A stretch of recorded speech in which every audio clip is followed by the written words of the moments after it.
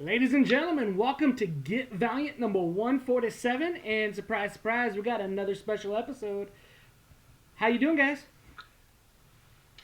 Awesome. Doing good. Good. Hey, Special guest. very happy to have Alejandro on. Yes. Thank you for having. Absolutely. So, one thing I think that we have to jump into right away, as the gigantic Bloodshot fan, I just want to talk about it. The poster was dropped today. Was the coolest. I'm ridiculously excited about it. I don't know about everybody else. I guess one of my questions is, since we have Alejandro on here, as somebody that's working with Valiant, I mean, does this give you hope that you might see your characters on the screen? Or how does this, does this do anything for you, I guess, as somebody that works with the company? Yeah, I mean, you've edited the Bloodshot books before, right? Yeah, but to answer your question, in terms of my characters, I don't know. I couldn't bring myself to. I don't know. I think I try to manage expectations. I really enjoy the fact that I'm writing a character now that we're hoping will be a flagship, but I'm not really holding my breath about this kind of thing happening for me in the future. If it does, if Valiant gets to do a Dr. Tomorrow movie, I'll be thrilled. But as a Bloodshot veteran myself, this is incredible to see. This is what, did I ever think I would see such a thing? I hoped I would. I also had worked at Marvel, and I'm no stranger to seeing a lot of stuff from Marvel turned into Hollywood stuff, even stuff that I worked on. So to see this Bloodshot poster, it's like, yeah, this is incredible. Dinesh always had faith that we could get here, and it's really great to actually see it pay off. So I guess the one biggest question I would have then would be, how do you feel, from your perspective on who Bloodshot is as a character, what his core motivators are, things like that? Do you feel that what we've seen so far, from the poster, from the trailers, is that in line? Do you think that there have been a lot of changes, or how do you feel about the direction the movie's going? No, it's perfectly in line. I mean, there's maybe maybe the Valiant editors, the Bloodshot editors would speak to this more authoritatively than I do. But my take on that character, key components for him is kind of self-realization, the becoming. When you're a character like Bloodshot, your whole story is that you're just being used, and it's a story about gaining self-awareness and learning how to come into your own as a human being and be in control of your own destiny. And judging from the movie trailer, that's totally the story they're telling. And I mean, I say that in the interest of full disclosure. I've also read a couple of different drafts of that screenplay. I don't know if they're the ones that ended up being shot, but I did see a lot of stuff in the trailer that I read in screenplay form. So yeah, it does. It really does. In fact, stuff that I gave notes on, as a matter of fact, that is totally in that trailer. So I think it's very faithful to what we all wanted to do with the character all along. That's awesome. Mm-hmm. Yeah, it's beautiful. And then just the characterization of him, as far as his looks great on this. Looks like some covers probably that you had your hand to do with in the past. But yeah, and then that mimic of the Louis LaRosa cover.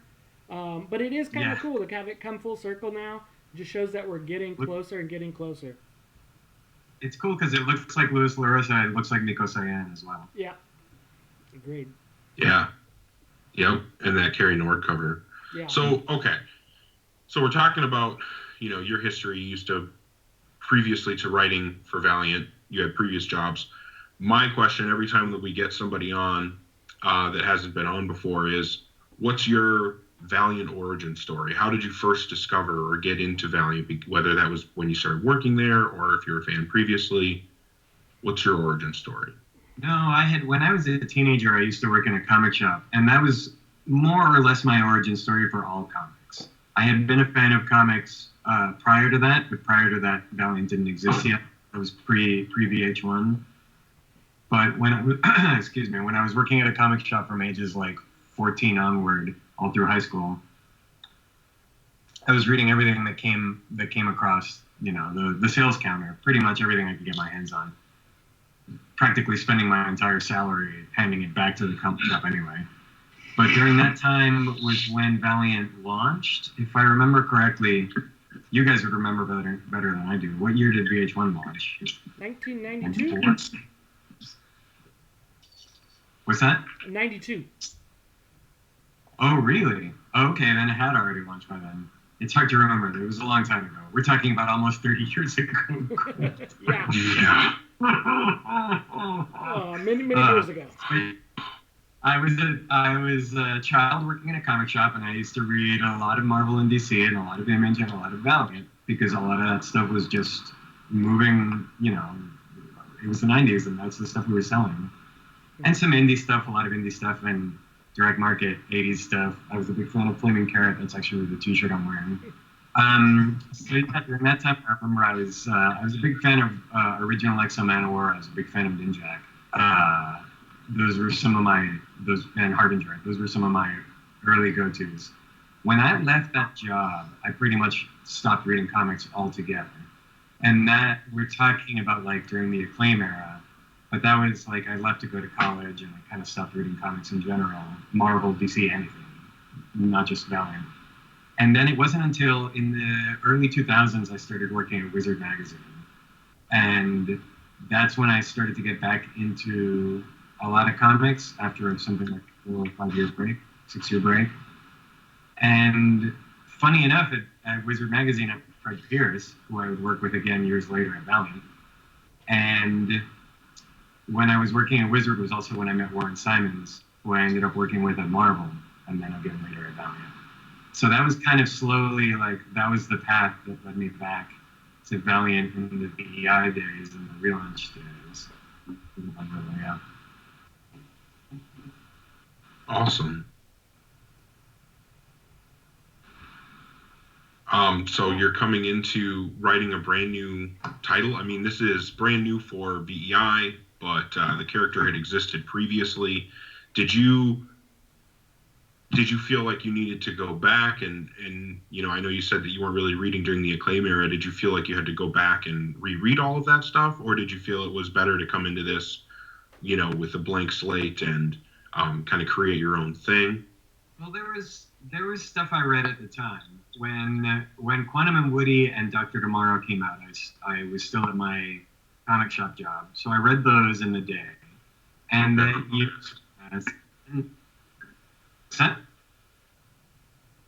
I thought there was a delay there.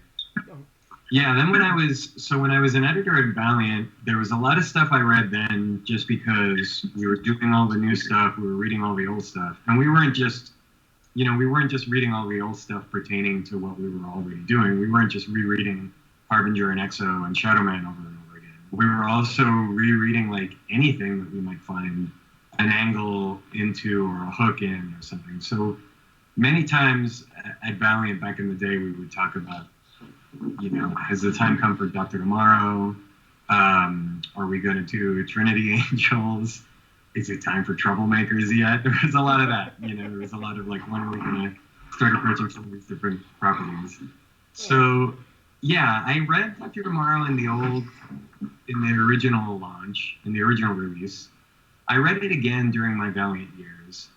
I think I read it again specifically when we had this one retreat where we were discussing ideas, and we started to kick around how to bring back Dr. Tomorrow. Even then, I'm talking about back in 2014, 15, or something like that. Yeah. And we were kicking around ideas then that were closer to the original concept of the comic. But it's hard. It's a hard story to reboot. It's a hard story to kind of find a way into, which is a large reason why the approach that we ended up taking this time was a total reinvention. Because the original story that, that Bob Layton wrote and that several people drew was so specific in its time travel hook that you couldn't really tell it the same way. So one question I have, given that you just let us know that you guys have looked at a lot of the old properties, and I know a ton of fans are going to want to know this. Oh, I can't tell you anything about that. At any point, did they discuss bringing back the book that everybody wants, which is Bad Eggs? Yes.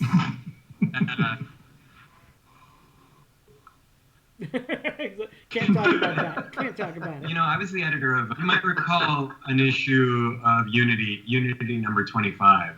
You might recall had a cameo by the Bad Eggs. I was the editor of it, so that was a discussion that we had even then. So that was a lot of fun to talk about. Oh, that's awesome. Whether it was ever talked about more seriously than that, I'm going to keep it under my proverbial hat. Yeah, that's probably all this world ever needs of it. Really, is just that. Yep. I mean, it's where we're at now. But so with all that, why do you think you wanted to do Dr. Tomorrow? I'm sorry, repeat that. I was talking over you. Oh no, you're fine. Why do you think you wanted to do? What was the reason you wanted to do Dr. Tomorrow? How did that come about for you to take him right now, 2020?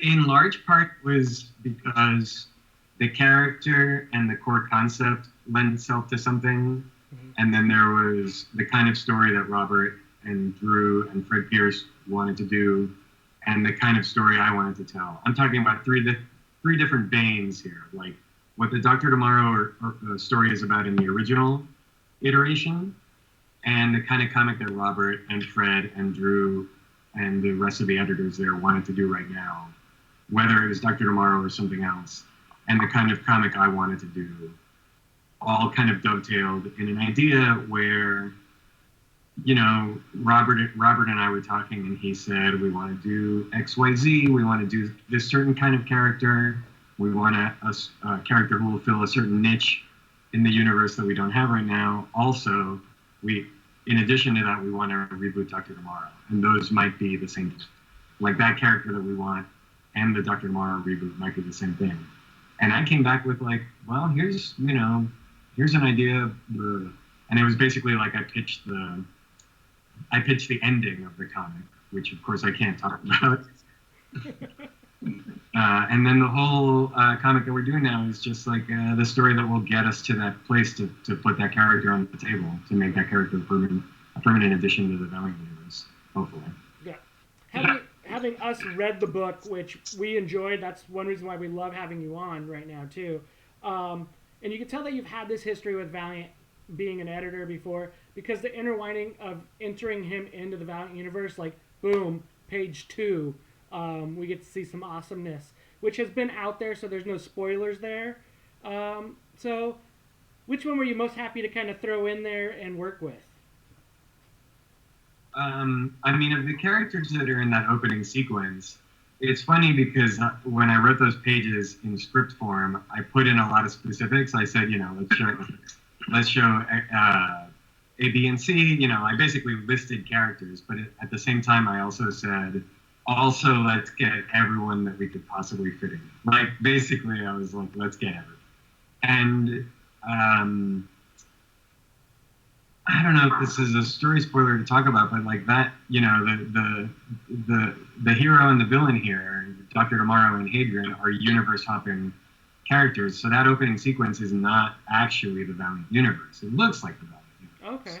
Okay. Then the story comes to the proper Valiant universe. Okay. So the fun of that opening sequence was that we could actually play around with the designs.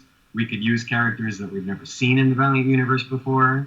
Like, there are a lot of Easter eggs in there. Yeah. You know, for example, we were writing these pages and drawing these pages at a time when Ninjak was still kind of off the table in the current comics. But there's Ninjak, and I know that didn't escape the notice of Valiant fans that Ninjak shows up there. But of course, it's Ninjak in what is essentially his modern costume, but with his old school, like, VH1 style gauntlets. So it's our Ninjak, but not quite our Ninjak. Right. So there's a lot of stuff like that, like Easter eggs, that we could get away with because it's not fully the Valiant universe per se just yet. These characters are only on their way to the Valiant universe. And we're about to see them. But if you look really closely in that opening splash and in the rest of that fight scene, there are a lot of Easter eggs of characters who are not in the Valiant universe per se, or at least not yet. Yeah, that was kind of my question, because you see what Dr. Tomorrow and Hwyn in here, and yeah, seeing that, you already answered 2 of my questions going through, so I love that. And then just the art in it, amazing, so beautiful pictures. But yeah, this story is really cool with, Bart and Bart, right? So yeah. Tell us a little bit about Bart. So I'm sure your viewers are all familiar with the overall premise, but just in case, I'll overstate it. It's our protagonist is Bart Sims, who is, of course, that's the name of the character, Dr. Amaro, in the original iteration. But Bart Sims, the Bart we meet here, is 15 years old. He's a teenager. He lives in California in the Valiant universe. And one day he's just, he's playing baseball with his best friend, and this weird phenomenon happens. This superhero crashes out of the sky. It's Dr. Amaro, and he comes and recruits him for a mission that he needs help with, and he needs Bart's specific aid for a battle that's to come. And the reason why he picks Bart in particular is because this is Dr. Amaro, and he is actually Bart from the future, from an alternate universe. And he needs the boy version of himself because he needs that particular person. It's the only person who can help him, essentially, to save the Valiant universe. So it puts all this weight on the teenage Bart's shoulders that he's going to have to save his entire existence, basically, his entire universe. That's heavy. It's heavy. Big stakes. But I think that's something that's important. And, especially because, we think of Valiant as the superhero universe, but if you look at a lot of the characters that make it onto the shelves, a lot of them are superhero-esque. Was it a conscious thought, or did it just work out that this ended up being a much more, it looks, and honestly having, gotten a chance to read some of it, it feels a lot more like a superhero book. Was that, something that you were shooting for, or was it something that the story necessitated? Yeah, that's 100% deliberate. The Valiant universe is a very particular comic book universe, very different from Marvel and DC and all the stuff that we're all familiar with. And it's very unique in particular in that we have a lot of characters who dress in very realistic ways, and characters whose powers and whose lives and whose worldviews are all kind of very realistic and relatable. The world outside your window, the phrase we all know and use all the time when, that's a guiding principle of the Valiant universe, whether you're reading it or being an editor or a writer or an artist, that it's always the world outside your window. But the flip side of that is that the Valiant universe, with the exception of maybe, there's Faith, who is a fangirl, and so she has her worldview has been shaped by the moral principles of superheroes. She's kind of the only character, and maybe Quantum, they're the only characters who have kind of like, you might call it traditional superhero code of ethics, you know what I mean? Like they're the only kind of aspirational, noble, upstanding, but even for them, that's like the struggle of how do you actually do that in the real world? How does a real person behave like a superhero in that way? So part of what I was alluding vaguely to before is that part of what Robert and Fred and the rest wanted to do, and what I wanted to do was we wanted to do kind of a traditional cape and superpowers superhero. We wanted to do an old school cape wearing, Silver Age style, aspirational, morally uncompromised type superhero. And that's a character, that's, like I said, that's what I was vaguely alluding to before. That's the character that is not really, there isn't really anyone like that in the Valiant universe yet. Like I said, there's Faith, but Faith has a very like real world, I'm a real world human being. She doesn't feel like a superhero. She feels like a real person who has superpowers, and she's trying to figure out how to deal with it. Mm-hmm. We wanted to find a way to do an actual, honest-to-gosh superhero. And granted, there are also characters like Exo and all these other powerhouses, but they too are morally compromised in all their kinds of ways, in realistic, real-world, relatable ways, but not in aspirational superhero kind of ways. So we wanted to try to take a shot at doing that, doing a sort of a red cape wearing superhero and see how that would work out in the Valiant universe. And yeah, that was absolutely the goal. Hopefully we pull it off. So with a book like this, where I think a lot of times people will talk about comic books and they will always comment upon how you can do anything upon the page. You can destroy the world on one page, bring it back the next. And this book definitely opens with some really cataclysmic events that happen. Do you feel like this book's going to have a way to top that? Because the very beginning of this book is very exciting. So is this going to be the kind of thing where this is going to build throughout the series?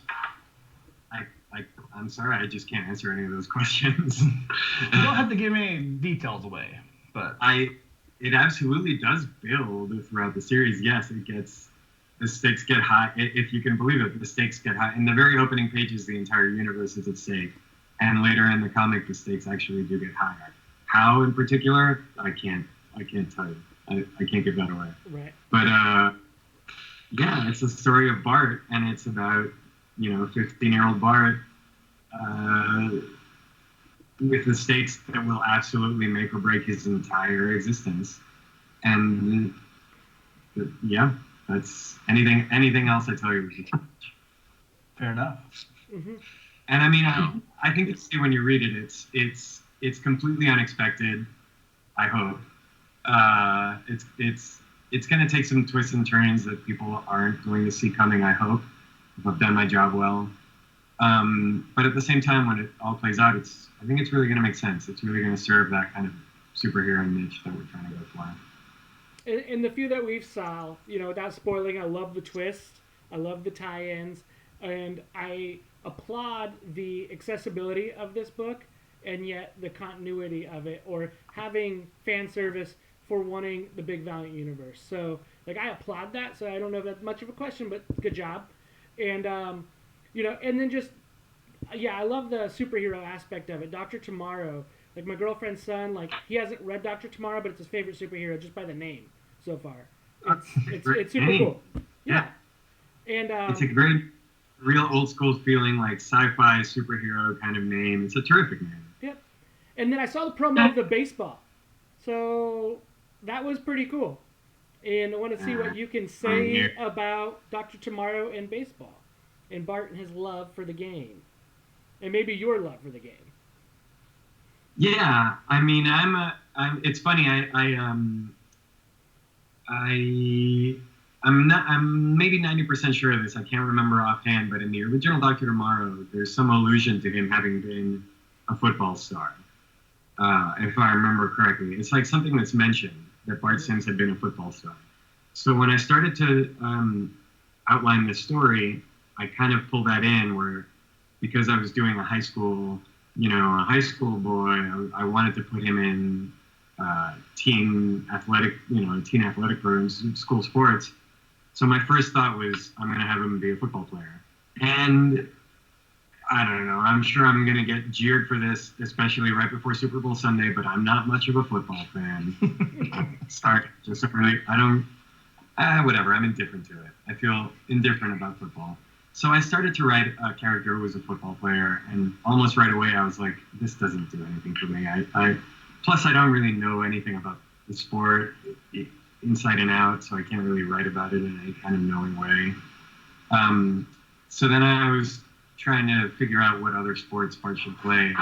The first thing I came across was, basketball. I like basketball more than football. I know it a little better. That's a kind of a fun sport that kids play in high school. Yeah, let's do that. And then after that, I suddenly realized, wait a second, baseball. I like baseball more than any other sport, and I know it. And that's kind of the sport I grew up loving the most.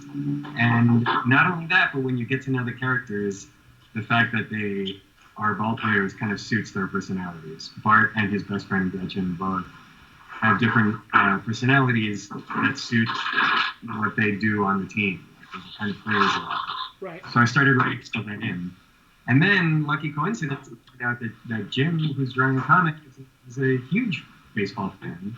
And he was super excited to get, he had been drawing Spider-Man, Deadpool before, and he did a great job in that.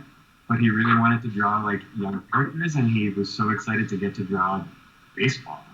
And all of a sudden, it was I sent in these character notes of how they play on the baseball team, and they practice together, and Jim got so excited.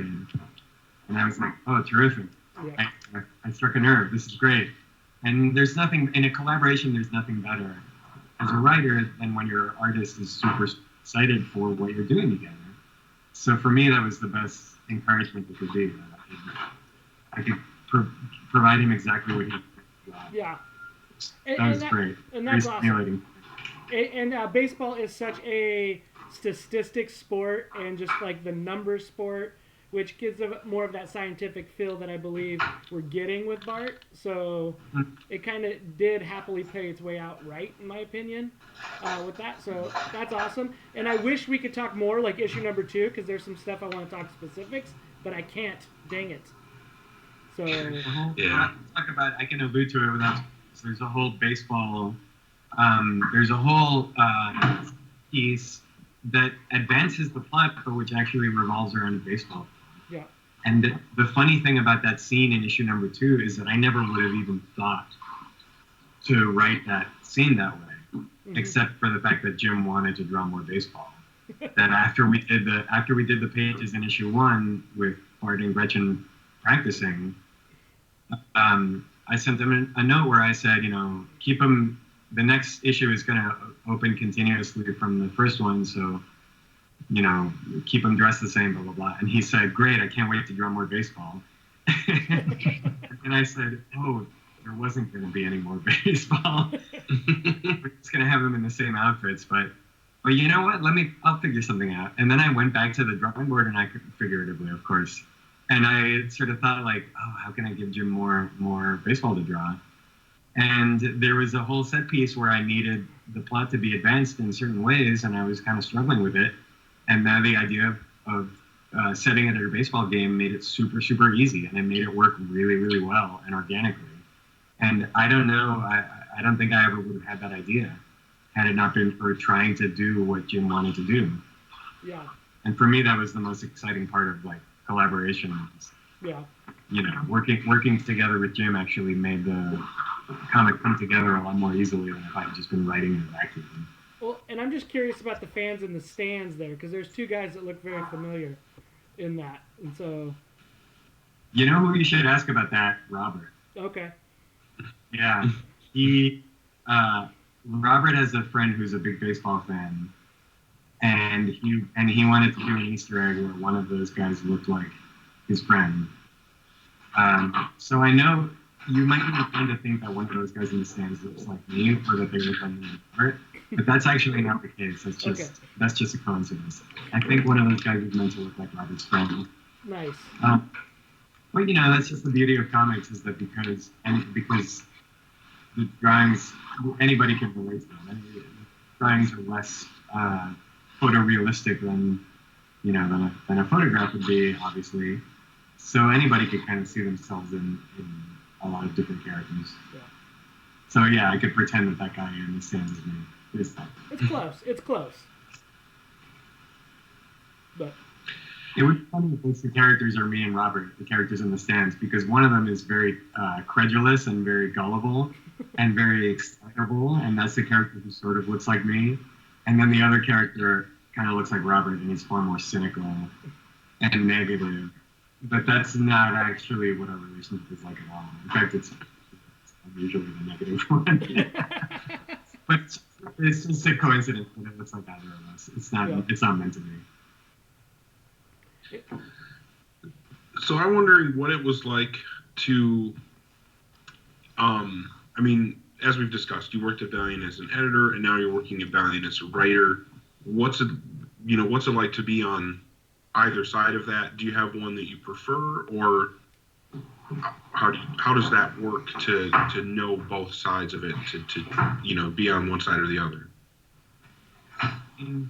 I couldn't put myself in the shoes of somebody who was only on one side or the other. Or rather, I guess when I was an editor, I could put myself in the shoes of one. If there's one I prefer or the other, completely. I love editing. I love editorial work. It's a really great, fun job, and it's a different. Editorial is a whole different creative muscle. So it's a lot of fun to be an editor and exercise creativity in that way. Go create a story, the artists. They're definitely very different. You've got a lot of background noise if somebody's got background stuff happening. Sometimes I have to turn off one mode to go into the other. So I wouldn't say there's either I prefer. There's one or the other that I prefer. You know, maybe I prefer King because it's perhaps more of a sense of ownership. But at the same time, I feel a real sense of ownership over a lot of comics that I was editor. Not because I own them literally, but because us as the. Yep. And so, have you pitched books for Valiant before, or is this one of the first times you've actually made a pitch? It's going on over. Oh, yeah, a lot of background. What was it? Oh, everybody there? Okay. Have you pitched before for Valiant, like other books to start writing, or is this one of the first pitches you've actually kind of shown with Valiant? No, I've pitched a bunch to them. I've been pretty open about that. When I left Valiant, I even then wanted to be a writer, and Dinesh and Lauren both knew that, and they were very welcoming. They were like, you know, feel free, you know, come pitch anything you want. But pitching is a whole.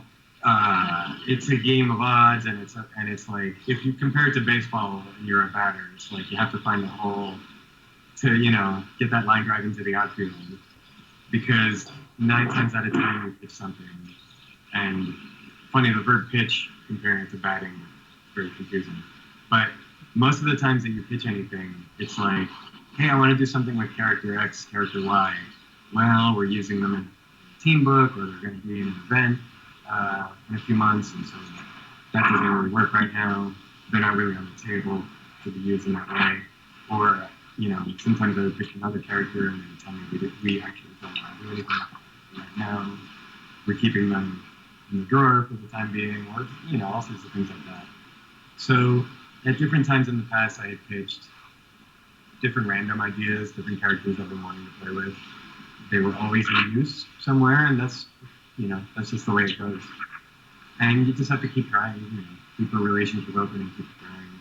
And then as it happened, this is a story we've told many times, but Robert and I are always talking, and we're always discussing what opportunities there might be in the future for, you know, new comics or new takes on current characters. And he happened to mention, you know, we're looking for something with Dr. Tomorrow if you want to pitch on that. And that was literally just like that. It came about. That's awesome. Is there a character or a set of characters or a team or anything like that that would be your, like, the one that you would want to do at Valiant, or are you just or do you have stories that you would want to tell with a bunch of different characters? More the latter. I have a lot of. I have so much affection for all those characters that any character that an opportunity came up with, get really excited about pitching. To your original question, I have to warn you. There's like discretion precludes answers, because if I tell you a character who's my dream character, some other writer is doing it. Sure, you know, it would be really just. Well, can't wait until respectful to whoever's writing or whoever has written them in the recent past. So there are a lot of characters, specific ones that I would hope to do, but the best I can hope for is to just get some. And it's not to disparage whoever's working on it at all. Because I mean, a lot of characters right now, a lot of really good stuff being done. Yep. It's true. It is. That's true. But I mean, sticking right here with where we're at. Oh, go ahead, Josh. Oh, I was just going to say, one thing I was wondering about, because I know that you've done a lot of editing at Valiant. Was there a book that you worked on that was maybe like your favorite book that you worked on? You liked working with the creative team, anything like that? More than just about anyone else? I could tell, I mean, again, if I pick a favorite, it's a knock on all the other things I worked on. But there are definitely some that I am the very proudest of. There are some that are my absolute favorites. I developed the death-defying Dr. Mirage from the ground up with Jim Van Meter and George Delatorre. That was something I was really proud of. And I was the editor of Imperium for 15 of its 16 issues. And that's something that I'm super, super proud of. Right. And I did the Book of Death Harbinger one shot, also with Joshua Dysart, and one of my all-time favorites, Kano. And those are only a couple. I mean, there was so much stuff I worked on that I was really proud of. But usually when people ask me about Valiant stuff I edited, those are some of my all-time favorites. I mean, Imperium, not just having been the editor, but as a reader, Imperium is really one of my favorite Valiants of all time. Awesome. Yeah. That was a great book. Sure was. And then looking right now, like where we're at now, we got Dr. Tomorrow. That's the book you're on. It's, 5 issues is what we got it set for. How much more story do you have than 5 issues? So there's very little I could tell you, but the 5 issues are basically like meant to establish Dr. Tomorrow as a player in the Valiant universe. And the idea with that is that it's meant to be, it's if all goes well, fingers crossed, this depends on critical reception and sales and everything, but the idea is for Dr. Tomorrow to be an ongoing character in the Valiant universe. So I have the 5-issue story that's basically just to get him on the board.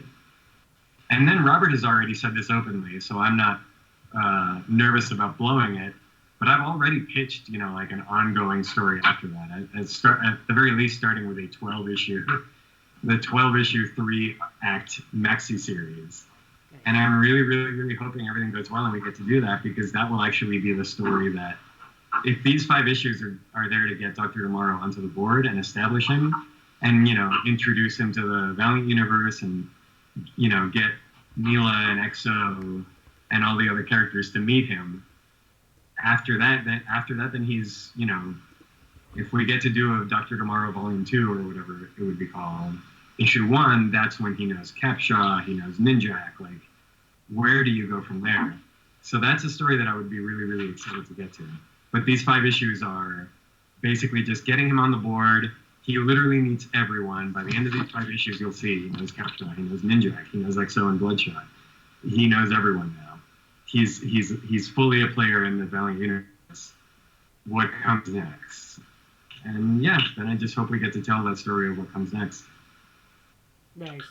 And with that being said, too, do you know when FOC is this for pre-orders? If I'm not mistaken, it's January 27th, which is 5 days. coming. What is that? I think it's January 27th, which would be a week from Monday. Wait. Yeah. Okay. That makes sense. It'd be Monday. Yeah, it would be this coming Monday. Okay. Lost track of days. Awesome. So I think that's pretty sure. Call up your LCSs, get on DCBS, do it all, get it. We liked it. I'd like to see the bigger story too, and I think so far what I've seen, we've all enjoyed it. I think it's worth the money, and I know talking to Robert, if something sells well, it's likely to turn into an ongoing. It's likely to turn into a 12-issue. But if it's not, we might get 5 issues and come back to it later. But I want to see what the full story is. Let me manage expectations here. This is 5 issues and done. Like this isn't gonna turn into something issue 6. Issue 5 of this is the end. Okay. The hope is that after this we get to do Dr. Tomorrow number 1 to 12. Ooh. And maybe even further. Okay. But at the very least, like I would love to do Dr. Tomorrow Volume 1 to 5. And then my following pitch after that is like Dr. Tomorrow number 1 to 12. Oh, and awesome. then we'll see what further. So whether there'll be a number 6 of this series, I'm sorry, don't hold your breath. Okay. But the fact that you so, said this though really means a lot to me. It's very gratifying to hear. I'm glad that you guys are also excited about it. I really, really hope that readers will like it a lot. We've all really enjoyed doing it so far. It really sort of scratches an itch for us. It really feels like a cool, fun part of the Valiant universe that fits in perfectly, but really hasn't been touched on before. That's really all we're trying to do with it. Is like notch him in there, like he really belongs. Well, yeah, 2 issues in, I'm sold. So if hopefully this 5-issue series does well, and I would definitely love to see more after that. But if not, at the very least, I feel pretty confident that we're going to get a really good story out of this. So that's always a plus, regardless what does or doesn't happen afterward. Get with me afterward. No, but I mean, you know, the whole, like, as you can imagine, Valiant has already read, like, they know how the story ends. They've already read outlines upon outlines. And much to my personal gratification, everyone has really liked it. And it seems like everyone at Valiant has been really excited about it. Anytime I go by the offices and everything, they all seem genuinely enthusiastic about it. So that's you know, a really good sign for me personally that I feel like I'm great. I'm giving them exactly what they want. That's great for me. But I hope it's a good sign for readers too. That I hope readers will feel the same way. That it'll be like an exciting, pleasant surprise, a wonderful addition to the universe. That would be the most gratifying thing for us to pull off. I can't speak for everybody, but as far as I'm concerned, that's pretty much the best way that I could describe this. This is really didn't know what to think coming in, and I think that that's going to be the biggest barrier for anybody that isn't familiar with Dr. Tomorrow or is familiar with the current Valiant universe only. But as long as people are willing to give it a chance, I think that it's going to be, like you said, a pleasant surprise. And I think that a lot of people are going to, as soon as you read that first issue, and especially that second issue, I really think that once you get there, you really want to know more, and you really want to see more of what this character can do. And, you know, we have so many of these street level, for lack of a better term, characters who are, you know, world outside your window, that it's cool to get these really big stakes. You know, like we were talking about before, Faith is the closest thing Valiant has to a superhero, really. But the stakes in her stories aren't the same as, you know, I mean, you've been talking about this book where we're seeing Bart fight for this to save his entire existence. I mean, yeah, I'm just excited to see this kind of thing coming into the Valiant universe, and hope that we get more. Yeah. Yeah, one thing I was going to say real quick on this was that I was really appreciative of reading these two issues that you don't need to know anything about the previous adventures back in the Acclaim era. I always thought that not Marvel. I've always thought that Valiant has done such a great job when they've come to revamping their characters. It's just great that you don't have to go dig through everything. I know those books, I have them, but it's been a long time since I've read them, so I love the fresh approach to the character. Right here. Right. No, you're totally right. I mean, there's hopefully, if people are fans of the original, this is a fun addition to the original, you know, and it doesn't take away from the original or change it. But it's also not dependent on the original, because that's the hope also, is to bring this to all sorts of new readers, and bring it, you know, beyond just the scope of people who might be familiar with Acclaim. But at the same time, we want to do something that's like, the Valiant universe is a beautiful tapestry, and we want to do part of, you know, just more of that.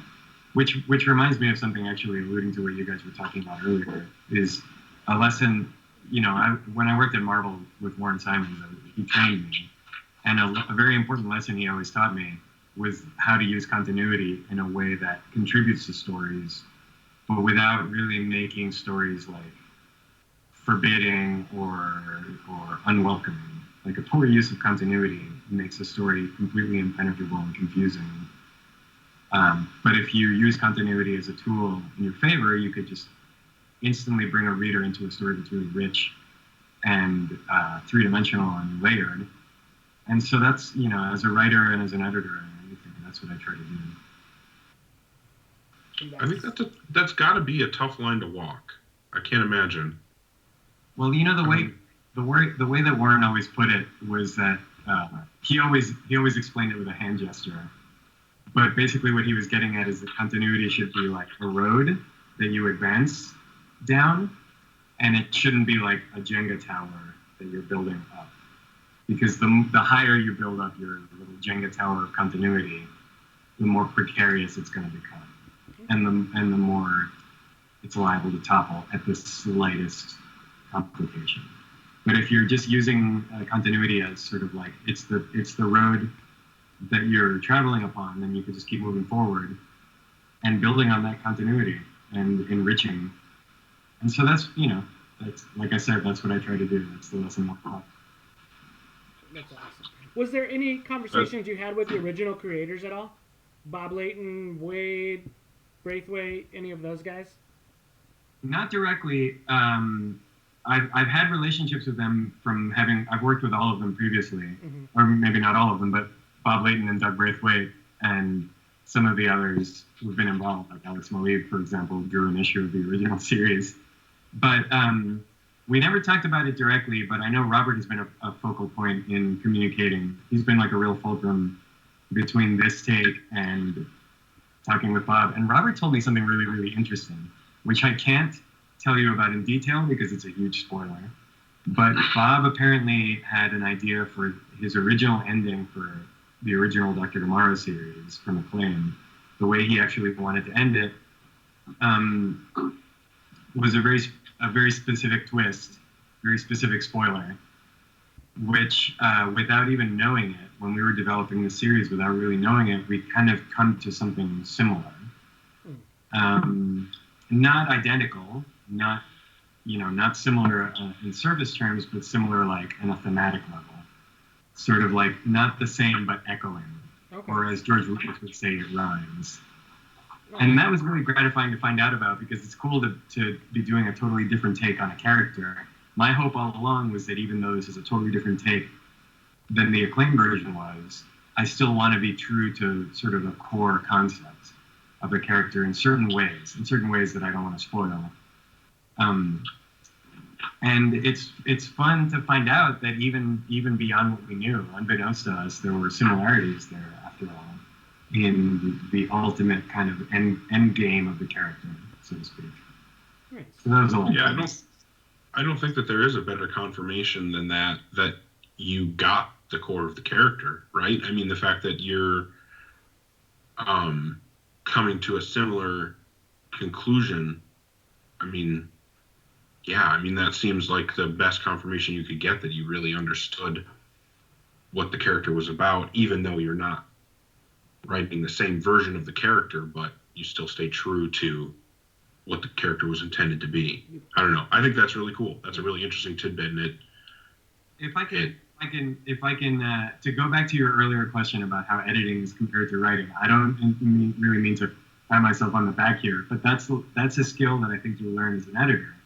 That if you're a good editor, one of the things that you do as part of your job is that you kind of have to like really internalize and understand the core nature of a character, so that no matter what comic you oversee with them, say you're editing Spider-Man, any Spider-Man story that you're going to edit, it's always going to come down to these key lessons that are at the heart of the character: great power and great responsibility, and what choices he would make at every turn. And if a writer pitches you a version of the character that's just not compliant with that core concept, then you spike it and you shoot it down. It's not a story that works for that character.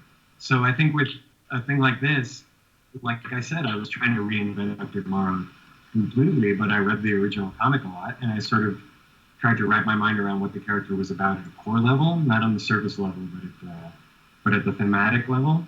And then I tried to find a story that would kind of serve that same theme. And let me throw this in for you as a teaser. After the 5 issues are out, we could have this conversation again a lot more spoiler heavy, because then I could actually allude to what things then I could actually explicitly tell you what things I'm vaguely alluding to. Okay. That's a date. Core characteristics like X, Y, and Z. In a post-mortem version of this story, I could just straight up tell you, I wanted to do this with the character and this and this. But at this point, I can't talk about that stuff because it's a real spoiler. Yeah. Sorry. Oh, that's fair. It's so hard to people is that it's so contingent on spoilers, and I'm I have to bite my tongue all the time. Issues 3. So you guys have read issues 1 and 2, but issues 3 are also fantastic. Curveballs, non-stop curveballs. Non-stop. Yeah, and I have to say, not getting the spoilers is good. After just reading 1 and 2, I can only imagine what you're talking about with 3, 4, and 5. Because, like, especially in issue 1, when you turn a page once and you're like, oh no, that is, you know what I mean? It's just like, that's cool. I love right there, you see somebody, and it was such a cool reading experience. And you instantly saw the continuity together, and that made sense right away. So, yeah, you guys will enjoy that. But I can't wait for 3, 4, and 5 now. So it kind of stinks that we read them in front because now we got to wait a while. So. Yeah, we got to wait a long time. You don't have to wait as long as I've had to wait. You know, Valiant greenlit this pitch from me in November of 2018. Ooh. So, like, this is how long we've been working on development of this stuff. And that's rough. I'd be remiss not to I talk couldn't about... even talk about it until a few months ago. So I've been sitting on this stuff for a long time. Really exciting. Yeah. And I'm glad that we're finally getting there. And I'd have to say that he got you a great set of cover artists because these things look good. The Rockefort cover and the Braithwaite cover are like my two favorites. Yeah. But there's so many of them that are awesome. And even number 2 that we've seen, it looks fantastic. It looks like something that's somebody's going to look on the shelf and want to get. So, yeah. Yeah, I've been super excited with all of these. They're really beautiful. This one, here you go. This is Jim. I love it. And this one, too. Jim's been doing such a great job. I think you guys are all really going to love it when you read the whole series and you see what he does. Yeah, I thought the art was awesome. I also am a really big fan of when interior artists get to do some covers. Yeah. So I was definitely happy to see that. I love that. Yeah, that just seems like something that doesn't get to happen much anymore with Valiant. Well, a lot of times, you know, one of the really nice things about how early we started to develop this is that Jim really got to work like without constraints. You know, we've had all sorts of time to really take our time with character designs, and then he got to pencil and completely ink himself also. He didn't have to work with an inker. Not that working with an inker is bad. Sometimes it can lead to really, really beautiful results. But, you know, Jim loves to ink himself. It was really rewarding that he could do that. We had the time, because a lot of times with comics, you're trying to race a deadline, and you have to split the work up with an inker so that the pencil can keep moving forward. And it was really great with Jim that we didn't have to do that. He got to do everything hands-on. He got to have a lot of control over the page. And, you know, that all comes down to basically like a long timeline, long plan, ample development. And that's great. And the product has been really worth it. Yeah, and I think it shows in the consistency of the pages. You know, we don't have panels that look rushed. We don't have pages that are poorly designed. We have, you know, a solid, consistent look through the book, and everything is, you know, each panel is as good as the next. And yeah, that's huge, I think, because nothing takes you out of the reading experience quicker than like a jarring panel that doesn't look right. Whereas when everything flows and is consistent, you can really get through the story and forget that you're reading a comic book and be transported. And I think that's one of my favorite things about reading comic books, having the visuals, is being able to let your imagination go with the book. And yeah, I mean, the art being as consistent as it is, I think really, really helps with that. So that was another thing that I was definitely a fan of with this book. Yeah. So far. So another question for you: what else should we be watching out? I know Valiant fans a lot of times when, you know, obviously you're not completely new to Valiant, but bringing this new character in, you know, writing a new story, like you said, hopefully putting a character on the table that can be around for a while and in a lot more stories. Valiant fans a lot of times like to follow creators around to things that they're doing elsewhere. What else do you have going on? Is there anything else that you want to pitch to our listeners to where other places they can follow your work? Well, in terms of writing, unfortunately, there's nothing I can talk about yet. This is always a very frustrating thing when you're, like I said earlier, when you're developing a thing like Dr. Tomorrow for a year, it has to stay secret for a long time. So I'm working on some other projects that I can't talk about. But, you know, I'm also an editor professionally. I'm still doing that. So there's all the comics I edit now that I'm very proud of, in particular all the things that Greg Rucka writes for Image Comics. I'm the editor of all of those. Those are things I'm very proud of. And I've written a couple of kids' books and things like that if you're into them. One of them is about the history of video games. Yeah. In fact, if you get the Dr. Tomorrow edition with commentary, I plug it in there. I actually just turned in that comic a couple of days ago, and I somehow managed to plug my book in. Nice. And you said, are you doing Old Guard with Greg right now? Is that? Sorry, what was the question? Are you doing Old Guard with Greg right now? Yeah, I'm the editor of the Old Guard. Yeah. Okay. Awesome. Yeah, a lot of fun. So we have issue number 3 of the Old Guard comes out on sale the same day as Dr. Tomorrow number 1. Oh, good. But yeah, Old Guard was a 5-issue miniseries we did previously, and now it's going to be a movie. Now it's a Netflix. It's coming to Netflix this summer. Heck yeah. It's a movie. Oh.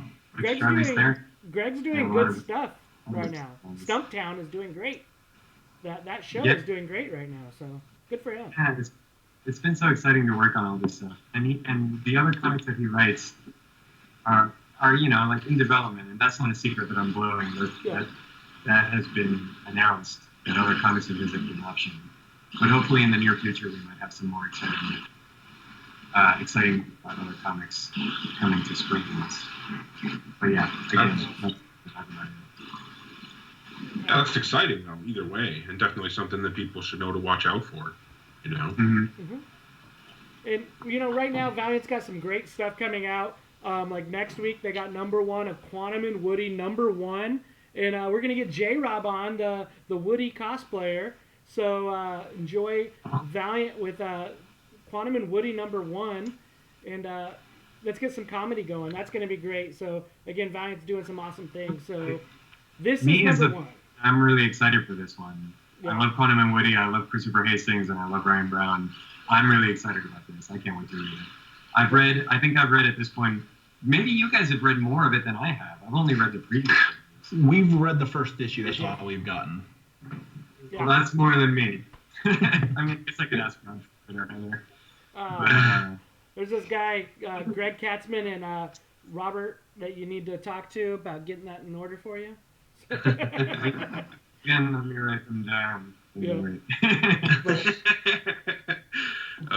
Now, I always say that my test for whether a Quantum and Woody book is good is whether it makes me laugh out loud. Yeah. I have to laugh out loud, or it's not a quality Quantum and Woody book, and I was laughing pretty hard with this one, so definitely gets my stamp of approval. Yep, great stuff. Definitely. And I do want to give a shout out for Greg for getting this lined up for us. Greg is doing great over at Valiant, so thanks, Greg. And just thank the whole team there, Robert, for making this, getting you in 2018 and making it come in 2020. I think it's going to be a pleasant surprise for old Valiant fans, and I hope it's going to be a great thing for new Valiant fans to come. So enjoy it. Yeah, we really want to say thank you, Alejandro, for coming on, for talking about your history with Valiant, for talking about Dr. Tomorrow, and allowing us to wildly speculate about things that may or may not happen. No, anyway, thank you. Thank all of you for having me on. This was a lot of fun. And I'm so glad for your enthusiasm for the comic. I'm glad that you've gotten to read it, and that you still like it after reading it. That's the best. It's the best experience. Because what if you were all like, "Oh, we've read it. We'll see." It's going over so well so far. Yeah. I feel like if that was the case, this episode probably wouldn't have happened. Right? Yep. Because there's 2 other books that we were going to talk about this week, but we decided to talk about Dr. Tomorrow. And then on February 5th, we'll talk about those other 2 books. So those of you who are watching that want to follow along when you're reading. So And then in a couple weeks later, we'll talk about Dr. Tomorrow, #1, and we'll spoil the crap out of it. Wow.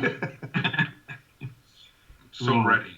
I'm so ready to actually get into the book. I'm so ready to actually be able to talk about the whole thing, and I'm really excited for that. Too bad it wasn't coming out tomorrow. Yeah, it's one of the hard things because Valiant's so nice, and a lot of times they'll approach us and be like, here's a book to read. It comes out in 2 months, and we're like, oh, this is great. But then we're like, we can't talk about it for like 2 months, man. And I know it's harder on your end of it because you write this stuff and you work on it. You see so much stuff behind the scenes, but it's on the fan side of it. It's just like, yeah, we love this stuff, but we can't talk about it for a long time too. Yeah. But at least we get these great comics. At least I would rather have a book that was awesome and I can't wait to talk about than a book that, like we were saying before, if it hadn't been so great and we're like, ooh. But fortunately, that hasn't happened. Good. No, again, thanks very much for coming on. I want to say thank you for everybody watching and listening, whether you're watching and listening live, like Scott Bloom hanging out with us in the chat or anybody else. And then if you're watching or listening after the fact, I want to say thank you, and hopefully you're supporting everything that Alejandro is working on. Hopefully you're supporting Valiant, and hopefully you come back next week when we talk about Quantum and Woody. But thanks again, everybody. Signing off, I'm Eric Baumgard. I'm Josh Rathbun. I'm Hooser. And I'm Alejandro, I guess. That's right. Alejandro Arbona. Thank you, guys. Thank you.